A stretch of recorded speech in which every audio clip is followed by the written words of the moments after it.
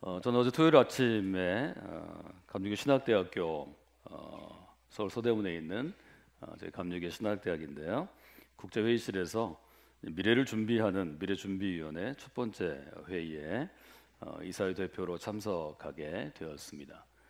회의를 마친 다음에 미래준비위원회를 구성하는 중요한 저희 감리교 신학대학과 관련된 단체가 법인 이사회가 있고, 또 학교에서 학교의 여러 가지 일들을 책임지는 학교의 총장이 있고, 또 총동문회, 감리교 신학대학을 졸업하고 목회자로 활동하는 이들의 또 단체가 있는데, 이 세 단체의 리더들이 향후 우리가 어떻게 미래준비위원회를 잘 준비해서 6개월 동안의 시간 동안에 감리교 신학대학의 미래를 그려갈 수 있겠는가를 논의하는 티타임이 있었습니다. 거기 참석한 분 중에 한 분이 실제적인 로드맵을 준비하는 운영위원회 위원장을 맡으셨는데, 이분은 사회적으로 지난 20여 년 가까이 아주 활발하게 활동한 일종의 사회 운동가의 삶을 산 분입니다. 이분이 하시는 말씀이, 이 자리에 지금 말이 통하는 사람들이 앉아 있기 때문에 지난 10년 혹은 20년 세월보다 감리교 신학대학이라는 이 학교 공동체, 또 나아가서는 감리교회의 중요한 목회자들을 배출하는 이 감신의 미래를 위한 좋은 열매를 맺게 될 것이라는 일종의 기대를 함께 나누게 되었습니다. 저는 그분하고 쭉 얘기하고, 또 저희가 1시간 넘게 회의도 2시간 가까이 하고, 또 1시간 넘게 비공식적으로 저희들이 이 모임을 어떻게 이끌어갈 것인가를 얘기하는 중에, 말이 통하는 사람이라는 아주 간단한 이야기지만, 또 상식적인 이야기지만 굉장히 중요한 그런 일종의 하나의 정의다, 이런 생각을 했습니다. 여러분 어떻게 생각하시나요? 여러분 가족들이 얘기할 때, 또 여러분들이 어떤 직장에서 얘기할 때, 또 교회에서 어떤 소그룹이나 어떤 사역에서 어떤 모임을 논의하거나 회의할 때 말이 통하는 사람인가요? 한번 물어보시겠습니다. 당신은 말이 통하는 사람인가요? 한번 물어보시죠. 우리가 흔히 말이 통한다 그러면 여러 가지 의미를 갖고 있는데, 첫 번째는 나랑 가깝기 때문에, 즉 관계가 있어서 말이 통한다고 얘기할 수 있습니다. 지금 제가 말씀드리는 것은 그런 종류의 말이 통하는 게 아닙니다. 어떤 사람은 또 취향, 우리가 라이크니스라고 그러죠. 내가 좋아하고 싫어하는 어떤 취향, 호불호가 비슷해서 말이 통할 수 있습니다. 저는 이런 경우를 이야기하는 것도 아닙니다. 어제 아침에 저희가 거기서 얘기한 것은, 말이 통한다는 것은 합리적인 사람이다라는 의미입니다. 합리적이라는 것은 나랑 가깝든 멀든 얘기할 수 있는 것입니다. 나랑 취향이 같든 같지 않든 얘기할 수 있는 것입니다. 합리적이라는 것은 내가 서 있는 입장과 내가 갖고 있는 견해를 뛰어넘어, 내가 갖고 있는 신앙을 뛰어넘어 서로의 이야기를 나눌 수 있는 것입니다. 여기 제가 말이 통한다 이렇게 표현한 것은, 첫째는 합리적인 사람이다라는 이야기고요. 우리가 지금 살아가고 있는 사회가 21세기 민주주의 체제의 사회이고, 또 저희들은 글로벌한 사회를 살고 있는 선진국의 국민들입니다. 합리적으로 말할 줄 알아야 합니다. 그런데 합리적으로 말하려면 어떤 전제가 있어야 되는가 하면, 논리적인 사고가 가능해야 합니다. 논리적인 사고가 가능하지 않은 사람은 합리적으로 말할 수 없습니다. 우리가 논리적이라는 말을 쓸 때 자주 사용하는 용어가 로지컬이라는 영어 단어입니다. 로지컬이라는 영어 단어를 여러분 찾아보시면, 컴퓨터 공학이 지금처럼 우리가 컴퓨터를 모든 사람이 쓰기 이전, 1980년대 이전에는 주로 수리 분야, 수학에서 많이 썼습니다. 그런데요, 1980년대 이후에 컴퓨터가 퍼스널 컴퓨터, 개인이 쓸 수 있는 과학 기기로 자리 잡으면서, 이 로지컬이라는 말이 사실은 컴퓨터의 프로그래밍하는 때와, 또 컴퓨터의 시스템을 디자인하는 시스템 디자인에서 많이 쓰이는 말인데, 컴퓨터 용어 중에 굉장히 중요한 용어입니다. 저는 1985년 12월부터 대학교 4학년 2학기를 마무리하면서 카이스트에서 컴퓨터로 프로그램하고 시스템을 어널리스트한 일을 한 5년 정도 하고 신학교에 편입해서 갔는데요. 가서 제일 어려웠던 게 프로그램을 작성하는 것이었습니다. 가자마자 저희가 88 서울 올림픽에 투입이 돼서, 저는 수영 분야에 결과를 처리하는 프로그램을 계속 작성해야 되는데 아무리 열심히 해도 일주일 동안 한 프로그램을 제가 작성을 하고 그것들을 저희가 컴퓨터에 입력하고 실행합니다. 전에는 이제 펀치라는 동그라미를 찍어서 했고요. 저희가 할 때는 포트란 또 코볼, 주로 코볼을 많이 썼는데 코볼과 포트란이라는 컴퓨터 랭귀지를 통해서 키보드로 입력하는 시스템이었습니다. 제가 한 프로그램을 예를 들면 IBM 380이라는 원래 본 컴퓨터에다가 보내는데요. 이 프로그램에 문제가 있으면 프로그램이 작동되지 않습니다. 그러니까 저희 용어로 돌아가지 않습니다. 프로그램이 돌아가지 않고 계속 답이 안 나오고 돌아갑니다. 루핑이라는 건데요. 프로그램 돌아가지 않습니다. 그러면 일주일 한 달을 아무리 밤을 새고 노력해도 답이 안 나오니까 퇴근할 수 없습니다. 답을 내야 되거든요. 그때마다 이제 오래 했던 프로그램을 오래 했던 선배들이 했던 말이 뭐냐면 컴퓨터는 정직하다. 왜냐하면 기계이기 때문입니다. 컴퓨터는 인간이 입력한 대로만 작동합니다. 지금은 물론 인공지능이라고 부르는 AI 시대가 열려서 컴퓨터 나름대로 여러 가지 데이터들을 취합하고 하는 것들이 발전돼 있지만 일단 컴퓨터는 내가 명령한 것만 수행하는 일종의 기계입니다. 컴퓨터는 정직하다라는 얘기를 했는데 대부분 그 프로그램의 로직이 잘못되면 답이 나오지 않습니다. 전 성경에서 제일 매력적인 인물로 어릴 때부터 바울 사도가 제게는 아주 매력적인 인물이었습니다. 그 이유는 바울이 말이 통하는 그리스도인이기 때문입니다. 바울은 합리적인 사고로 유연하게 사고할 줄 알았고 유대인이면서 로마의 시민으로 사고할 줄 알았고 무엇보다 그리스도인의 신앙, 우리의 지금 신앙을 가장 로지컬하게 설명하는 사람이었습니다. 바울의 이음으로 전해져 내려오는 서신이 13권 있는데 그 중에 바울이 직접 혹은 사람을 통해서 구술했다고 보여지는 게 1서신 7권입니다. 바울의 7권의 서신을 통해서 지금 우리가 고백하는 소위 기독교의 교리의 95%가 형성되었습니다. 그 이유는 바울이 나는 그리스도인이다라는 그리스도의 신앙을 가장 합리적으로 믿는 사람이든 믿지 않는 사람이든 혹은 반대하거나 핍박하는 사람에게도 말이 통하도록 로지컬하게 설명하기 때문입니다. 저는 여러분들이 말이 통하는 사람으로 살아갔으면 좋겠습니다. 바울이 로지컬한 합리적인 사람이요 말이 통하는 그리스도인이라는 특성이 가장 잘 드러난 신학적인 예가 지난주에 제가 말씀드린 헬라어 둘로스를 선택한다는 데 있습니다. 바울은 그렇게 고백하죠. 나는 그리스도의 둘로스입니다.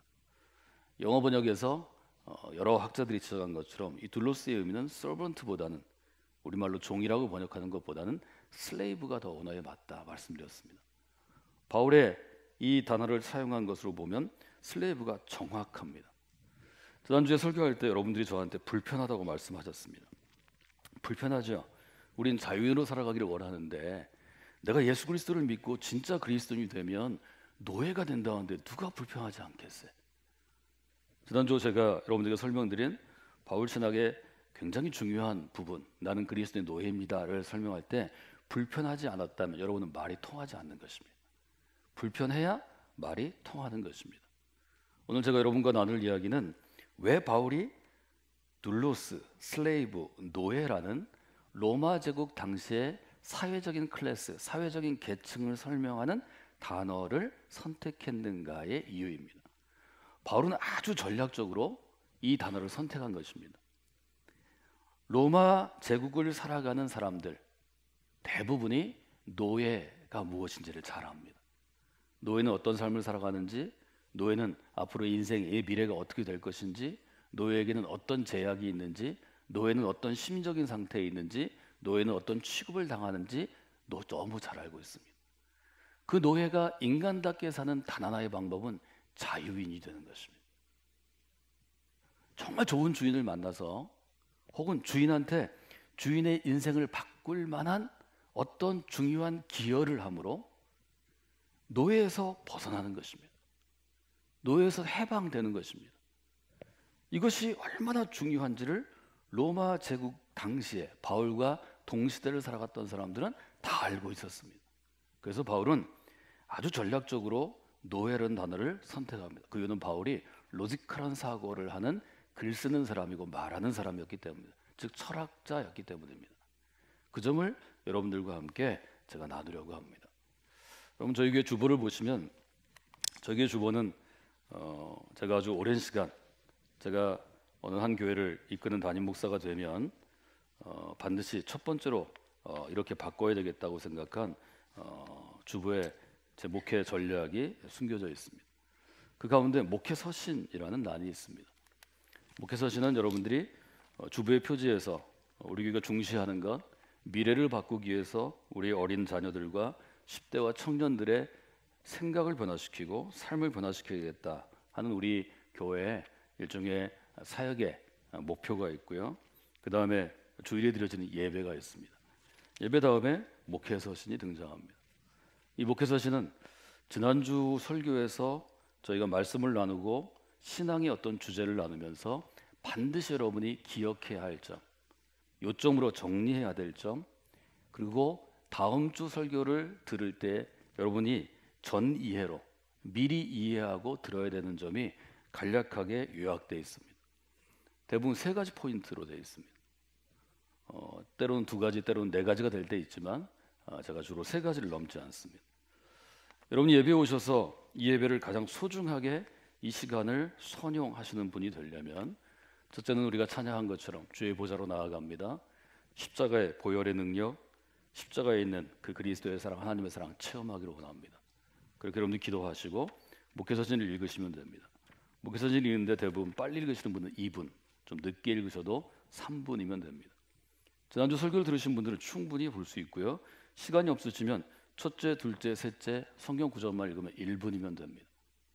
그럼 반드시 예배 전에 오셔서 목회서신을 딱 읽으시고 그 다음 오늘의 설교 제목과 본문을 보시고 성경을 잘 읽으신 다음에 과연 설교자를 통해서 이웅천이라는 설교자를 통해서 하나님은 나에게 어떤 말씀의 음성을 들려주시나, 말씀을 주실까를 여러분이 기대하시는 게 좋습니다. 저는 이것을 짧은 영어 구어로 Stick to the Text라는 큰이름이라는 구약학자가 클레어몬트 신학교에서 강의할 때 아주 강조했던 구약 주석 방법론의 하나인데요. 우리 성서대학에서 중시하는 성경을 묵상하는 방법입니다. Stick to the text 하셔야 합니다. Stick to the text 한다는 건 성경을 늘 들고 다니는다는 의미가 아닙니다. 매일 성경을 읽는다는 의미도 아닙니다. 성경을 여러분이 좀 암송하신다는 의미도 아닙니다. 여러분의 보이는 혹은 보이지 않는 의식 가운데 여러분의 생각의 중심에 성경을 놓는다는 것입니다. 이것은 말씀을 붙잡고 사는 것인데 말씀을 붙잡고 사는 것은 내가 좋아하는 성경 구절을 붙잡는다는 의미가 아닙니다. 하나님이 성광교회라는 교회 공동체에 나를 보내시고 성광교회 공동체에 예를 들어 이용천 목사라는 설교자를 세우셨으면 그를 통해서 하나님께서 공급하고자 하는 말씀의 중심을 붙잡고 따라가는 것입니다. 이 사순절 우리가 고백을 붙잡고 따라갑니다. 나는 그리스도인으로서 무엇라고 고백하는가? 내가 바울을 따라온 성경을 따라 고백하는 이 그리스도라는 단어는 어떤 의미가 있는가? 나의 삶에 어떤 변화를 가져다 줄 것인가? 나의 삶이 미래가 어떻게 변화될 것인가? 내 삶이 변화되면 내 가족은 어떻게 변화되고 내가 일하는 직장은 어떻게 변화되고 이 도시는 어떻게 변화되고 한국은 어떻게 변화되고 하나님의 나라는 어떻게 변화될 것인가? 일련의 모든 것들을 여러분이 통체적인 아주 큰 목회 퍼스펙티브를 가지고 바라보는 것, 이것이 세계를 품는 것입니다. 온 세상을 품는 것이고 우주를 품는 것입니다. 지난 주일 저는 여러분에게 둘로스라는 단어가 영어로 servant와 slave로 번역될 수 있는데 왜 slave라는 개념을 이해해야 되는가를 여러분에게 설명을 해드렸습니다. 첫 번째로 주인과의 관계가 다릅니다. 우리가 종이라고 번역하는 servant는 일종의 계약을 통해서 주인이 사람을 고용하는 것입니다. 서번트는 고용되어진 존재입니다. 슬레이브는 아주 운명적으로 어떤 특정 상황에서 소유가 되는 것입니다. 돈을 주고 대가를 주고 고용한 것과 대가를 지불하고 소유가 되는 것은 완전히 다릅니다. 두 번째는 누가 결정권을 갖느냐 하는 거죠. 서번트는 사실은 내가 원하면, 종이 원하면 어떤 관계를 정리하고 조건을 준 다음에 주인을 떠날 수 있습니다. 슬레이브는, 노예는 주인을 떠날 수 없습니다. 어떤 경우에도 못 떠납니다. 언제 떠날 수 있냐? 주인이 보낼 때만 갈 수 있어요. 주인이 자유 줄 때만 자유인이 됩니다. 결정권이 주인에게 있다는 거죠. 세 번째는 대가의 지불 문제입니다. 저희는 대가를 과도하게 지불하는 세상에 살고 있기 때문에, 요구하는 세상을 살아가기 때문에 주인이 대가를 치러야 된다고 생각합니다. 서번트는 그럴 수 있습니다. 슬레이브는 대가 치름도 주인이 결정합니다. 이것이 다른 점이라고 말씀드렸습니다. 그래서 이 계약 관계를 총체적으로 본다면 서번트라고 그리스도인의 신분을 이해하면 그것은 계약이 되는 것이고, 슬레이브라고 나는 그리스도의 노예라고 고백하게 되면 그것은 깨어질 수 없는, 누구도 깨뜨릴 수 없는 하나의 운명적인 관계가 된다 하는 것을 지난주에 나누었습니다. 그럼 바울이 왜 이토록 노예로서의 인격도 무시되고 삶도 무시되고 어떤 보상도 받을 수 없는 노예라는 단어를, 이 자극적인 단어를, 이 단어를 썼을까 하는 것입니다. 오늘 제가 여러분에게 첫 번째 이유로 드리는 것은 쉽게 기억하시면 좋겠습니다. 따라하시면 좋겠어요. 노예에서 아들로. 아주 간단하게 얘기하면 바울이 노예라는 단어를 선택해서 나는 그리스도의 노예입니다 이렇게 고백했던 이유는 이것 때문에 그렇습니다. 나는 그리스도의 노예라고 고백하고 그리스도의 노예가 되면, 혹은 하나님의 노예가 되면, 하나님은 나를 노예로 인정하거나 노예로 취급하지 아니하고 아들로 대해 주신다는 것입니다. 이것 때문에 바울은 둘로스라는 단어를 쓰고 나는 그리스도의 노예라고 고백했습니다. 이것의 배경에는 사회적인 배경으로 로마 제국에서 시행하던 양자 제도가 있습니다. 예를 들면 아주 공식적으로 로마에는 양자를 드리는 법이 있었는데, 내가 노예였던 한 젊은이를 나의 아들로 삼을 수 있었습니다. 요즘은 이걸 입양이라는 단어로 쓰는데요, 우리가 지금 입양이라고 쓰는 단어는 태어난 지 얼마 되지 않은 어린아이를 어떤 이유로든 자식이 있거나 없거나 그 아이를 내 아들로 입양하는 것입니다. 입양보다는 양자 제도를 이해하는 게 굉장히 중요합니다. 전 여러분이 잘 아시는 영화지만 주의 깊게 보시지 않았던 한 부분을 소개해 드리려고 그러는데요, 오늘 제가 소개해 드리는 이 영화에 이 로마 제국의 양자 제도가 굉장히 잘 드러나 있고, 주인공은 이 양자 제도 때문에 자기가 원하던 바를 이루게 됩니다. 1959년에 개봉된 배너라는 영화인데요, 원래 원작은 1880년에 출간된 루얼리스의 소설입니다. 루얼리스는 여러 가지 얘기가 있죠. 그래서 배너를 쓰면서 신앙을 갖게 되었다, 이런 루머가 있는데, 실제로 그는 미국 감리교의 그리스도인이었습니다. 미국 감리교의 성도였고, 배너를 통해서 로마 제국 안에 그리스도인이 어떻게 그의 신앙을 고백했는가를 굉장히 신학적인 메커니즘으로 쓰고 있습니다. 여러분이 아는 것처럼 주인공은 부유한 유대인 집안의 아들입니다. 배너라는 인물이죠. 벤이 누구의 아들이라는 뜻인데 뭐 그냥 배너로 기억하시면 좋을 것 같습니다. 근데 이 부유한 집안의 아들인 배너는 노예의 딸인 에스더를 사랑합니다. 사랑의 대가로 에스더에게 준 것은 그가 에스더를 몸종으로 드리거나 첩으로 드린 게 아니었습니다. 그는 그녀를 너무 사랑했기 때문에 노예인 그녀에게 자유를 줍니다. 처음부터 배너는 노예에게 자유를 준 하나님의 선언이 들어갑니다. 이게 바울이 볼 때 굉장히 중요한 신앙의 모티브였습니다. 베너에게는 메살라라는 친구가 있는데, 메살라는 고향인 유대로 돌아오면서 로마 신임 총독의 일종의 호위 사령관이 됩니다. 베너와 같이 민족을 배반하고 로마에 충성할 것을 종용하지만, 베너는 민족을 사랑하기 때문에 유대인을 배반할 수 없다고 얘기하죠. 그래서 음모를 파고 복수할 기회를 엿봅니다. 결국 메살라는 신임 총독이 들어갈 때 베너 여동생이 실수로 머리 위에 기왓장을 떨어뜨린 것을 가지고 베너의 집안을 망하게 합니다. 베너는 노예로 팔려갑니다. 어머니와 동생도 뿔뿔이 팔려갑니다. 베너는 노예가 되었습니다. 자유인이었던 베너가 노예가 된 거죠. 이 노예가 된 베너는 죽으라고 어디다 갖다 놓는가 하면 배 밑에 노를 젓는 노예로 삼습니다. 아무리 건강한 노예도 1년을 버틸 수 없는 처참한 환경이죠. 좁은 곳에 손과 발을 쇠사슬로 묶고 죽으라고 노만 젓고, 뭐 먹을 것도 별로 충분하게 주지 않는 배 밑창에 있는 아주 처참한 노예들이 하는 것이고, 매일 죽어나가는 것입니다. 그런데 이 배를 해적선이 습격하고 베너는 누군지 모르고 구했는데, 그는 로마의 고귀한 장군이었죠. 함대 사령관이었습니다. 함대 사령관은 노예였던 베너 때문에 목숨을 건지게 됩니다. 이게 너무 감사해서, 이 은혜가 감사해서 사령관은 베너에게 선물을 줍니다. 선물 주는 장면이 영화에 잘 묘사가 되어 있는데요. 1959년에 찰튼 헤스턴이 주인공으로 나왔던, 제가 전차 장면 여러분에게 보여드리는 그 장면에 이 사령관이 베너를 향해서 선언하는 장면입니다. 대사가 좀 중요하니까 여러분들이 대사를 좀 한번 잘 보시면서 영화의 그 짧은 부분을 보시면 좋겠습니다.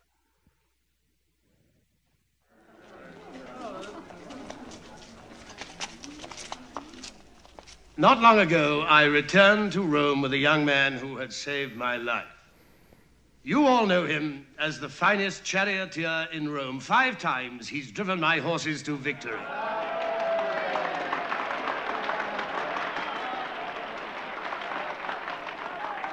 I know him as one who stands in the place of the son I lost.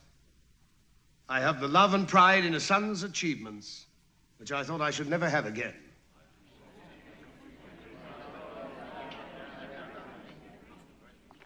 Nothing could make stronger the bond between us, but tonight I wish to share it with you all.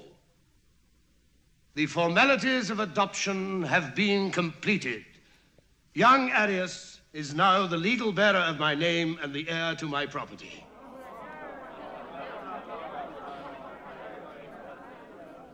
This ring of my ancestors would have gone to my son. So now it is yours.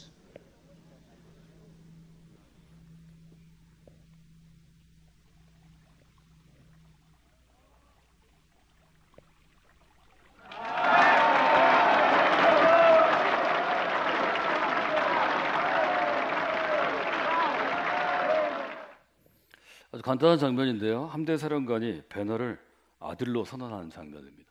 로마에는 이것이 공식적으로 양자를 드리는 입양의 제도가 있었다는 거죠. 그래서 이것을 양자됨이라고 우리가 얘기합니다. 양자로 삼았다는 것입니다. 바울은 저 모티브를 그대로 갖고 오기 위해서 우리를 노예라고 얘기합니다.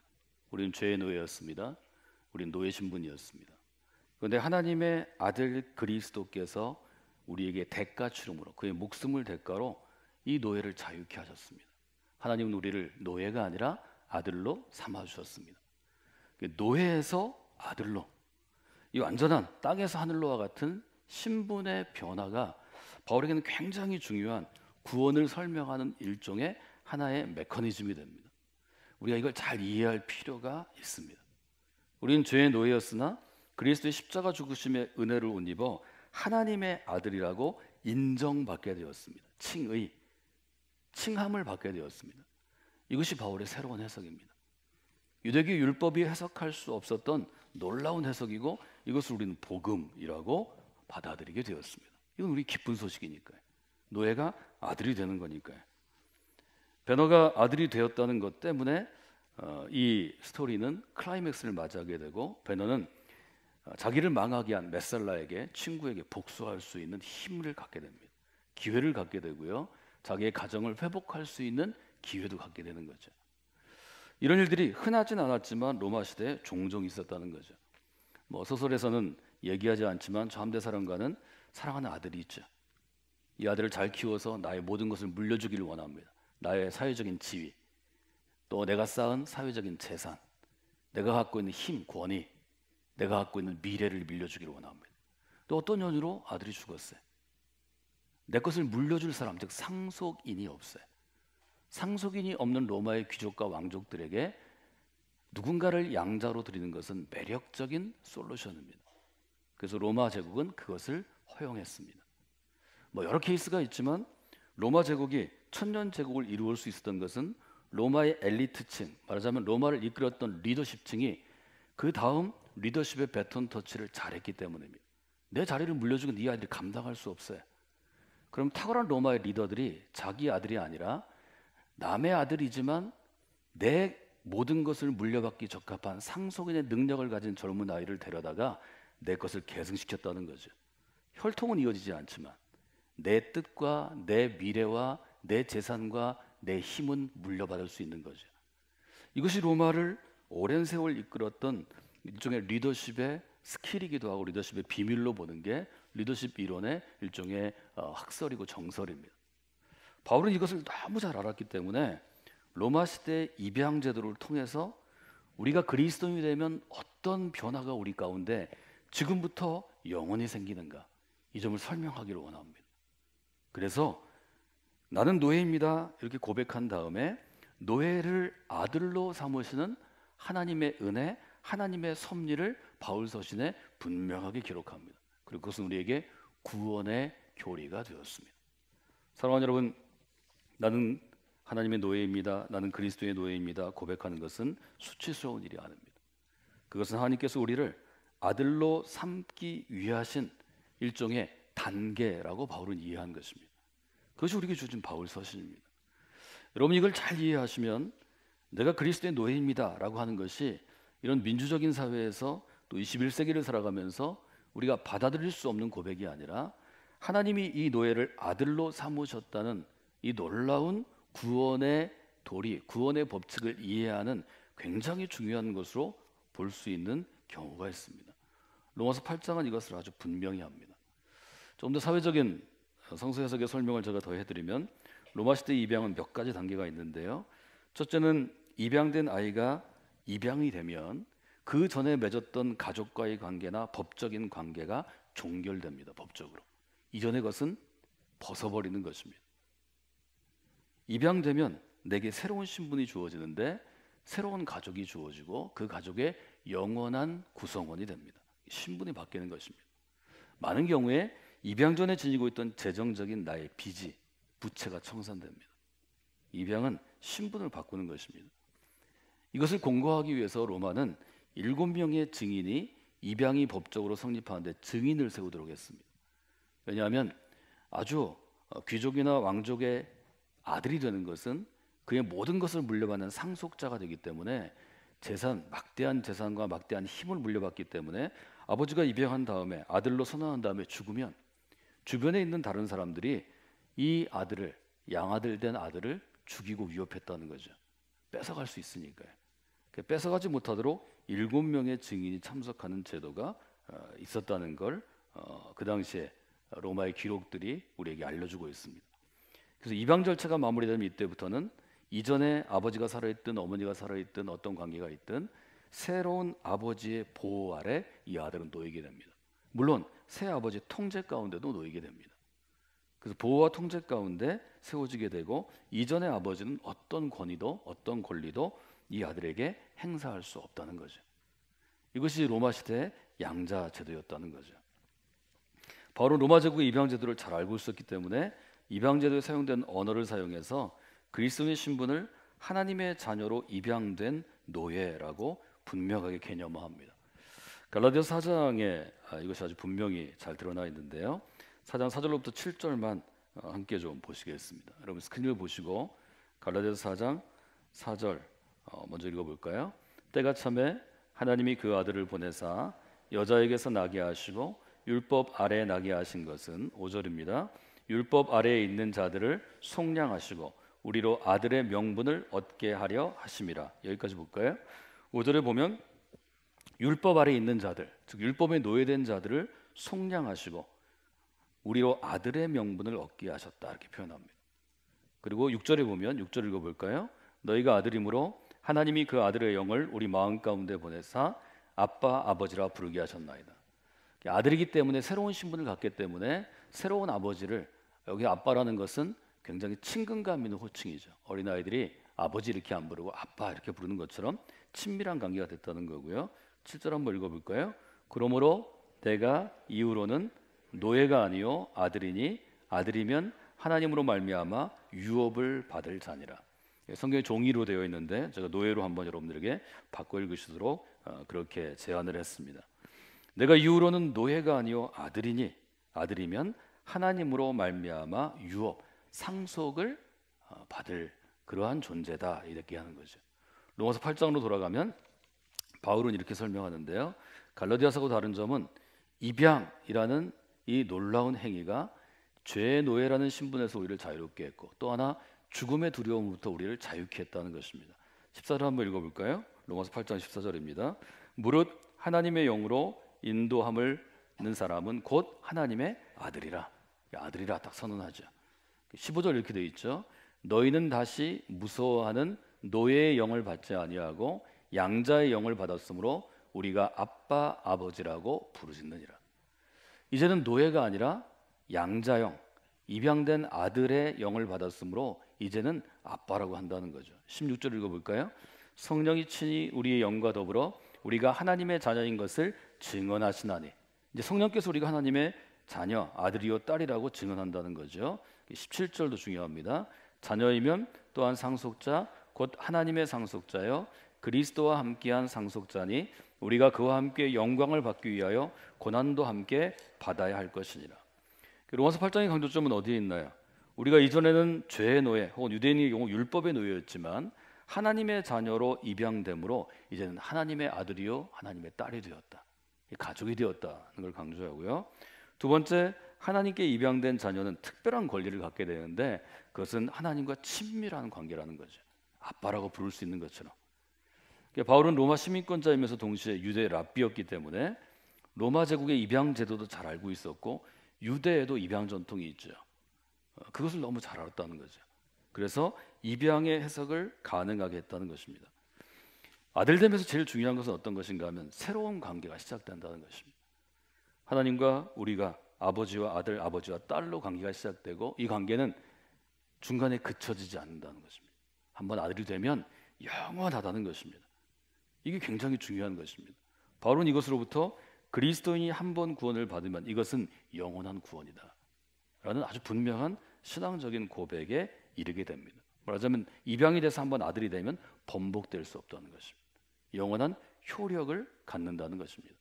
그 결과로 로마서 8장 29절 이하에 우리가 지금 많이 인용하고 좋아하는 성경 구절이 우리에게 주어지게 되었습니다. 로마서 8장 35절에 보면 이렇게 되어 있죠. 한번 읽어볼까요? 누가 우리를 그리스도의 사랑에서 끊으리요? 환난이나 공고나 박해나 기근이나 적신이나 위험이나 칼이랴. 이건 뭘 얘기하냐면 한 번 하나님의 아들이 되면, 한 번 하나님의 딸이 되면 누구도 끊을 수 없다는 것입니다. 예를 들어 환난도 공고도 박해도 배고픔도 우리가 발가벗는 것도 위험도 칼도 어떤 것도 우리의 관계를 끊을 수 없다는 것입니다. 이것이 아들됨의 중요한 거라는 거죠. 그래서 위대한 고백이 38절 39절에 있죠. 한번 읽어볼까요? 내가 확신하노니 사망이나 생명이나 천사들이나 권세자들이나 현재일이나 장래일이나 능력이나 높음이나 깊음이나 다른 어떤 피조물이라도 우리를 우리 주 그리스도 예수 안에 있는 하나님의 사랑에서 끊을 수 없으리라. 바울은 이 점을 아주 강조합니다.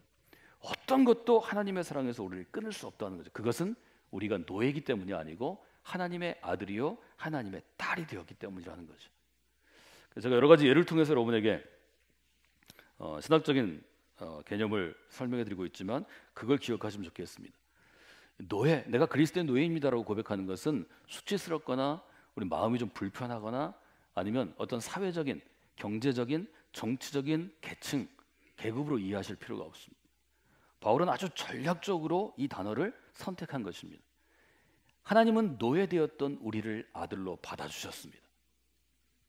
바울은 그게 큰 은혜라고 생각했고 노예와 아들의 신분 차이만큼이 그리스도인이 아닌 경우와 그리스도인이 된 경우의 차이라고 우리에게 도전하는 것입니다.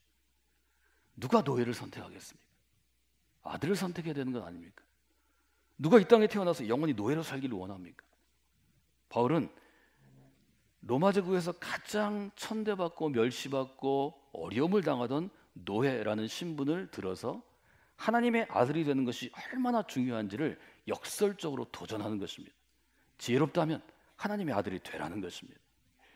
제가 서번트와 슬레이브, 종과 노예를 네 가지로 나누어서 차이점을 표로 정리했습니다. 슬레이브와 선 혹은 슬레이브와 도터, 우리가 하나님의 아들이 되고 하나님의 딸이 되면 뭐가 달라질까요? 노예는 주인에게 소유가 된 존재입니다. 아들과 딸은 어떤 것인가요? 아버지에게 소유가 된 존재입니다. 노예는 노예가 원하든 원치 않든 주인을 떠날 수 없습니다. 아들은 아버지를 떠날 수 없습니다.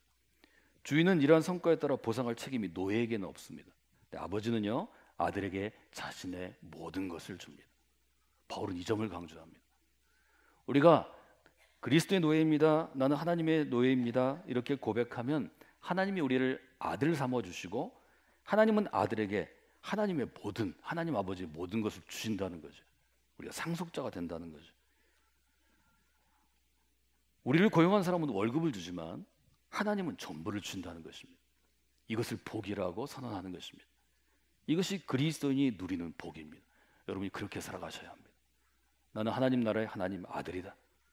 나는 하나님 나라의 하나님 딸이다.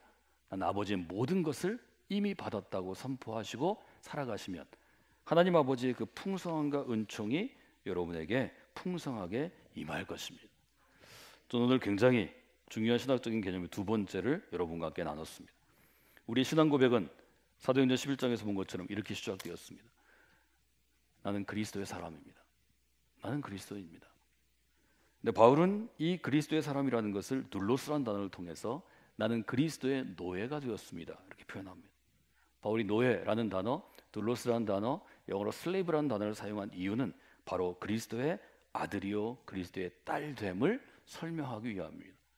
이것은 지금 우리가 가지고 있는 기독교라고 부르는 종교적인 교리, 우리의 구원의 도리에 있어서 굉장히 중요한 기여를 했습니다. 여러분, 그래서 내가 그리스도의 노예입니다라는 개념을 잘 받아들이고 이해하시고 하나님은 우리를 노예로 두지 아니하시고 대가를 치르심으로 그리스도의 생명이라는 대가를 치르심으로 우리를 하나님의 아들로 딸로 삼으셔서 두 가지를 주십니다. 하나님 아버지의 모든 것을 상속해 주십니다. 두 번째는 이 신분은 획득하는 순간, 아들이 되는 순간, 딸이 되는 순간 영원한 것입니다. 이 세상에 어떤 것도 끊을 수 없는 관계입니다. 이 두 가지를 여러분이 마음 가운데 두시면 여러분의 신앙이 조그만 어떤 것에 아니면 큰 어떤 것에 별로 흔들리지 않는 아주 단단하고 견고한 신앙을 가질 수 있습니다. 신앙의 견고함은 열심히 얻기 때문에 아닙니다. 신앙의 견고함이 없는 것은 교회가 문제가 있기 때문에 아닙니다. 신앙의 견고함이 없는 것은 우리가 지금 하나님께로 받은 구원의 은혜가 무엇을 의미하는지 잘 이해하지 못하기 때문입니다. 여러분은 하나님의 아들이요 하나님의 딸이 되셨습니다. 하나님의 아들로 하나님의 딸로 살아가시는 게 중요합니다. 여러분 인생은 자기가 생각하고 깨닫고 누리는 만큼입니다. 누가 주는 게 아닙니다. 누가 여러분의 인생을 대신 살아주지 않습니다. 그리스도인으로서의 삶을 아주 담대함으로 또 분명하게 살아가셔야 합니다. 이 한 주 여러분이 살아가실 때 내가 그리스도의 노예에서 아들로 노예에서 딸로 변화된 귀한 신분의 영혼이라는 것을 여러분이 깨닫는 귀한 한 주가 되시기를 주님의 이름으로 축원해 드립니다.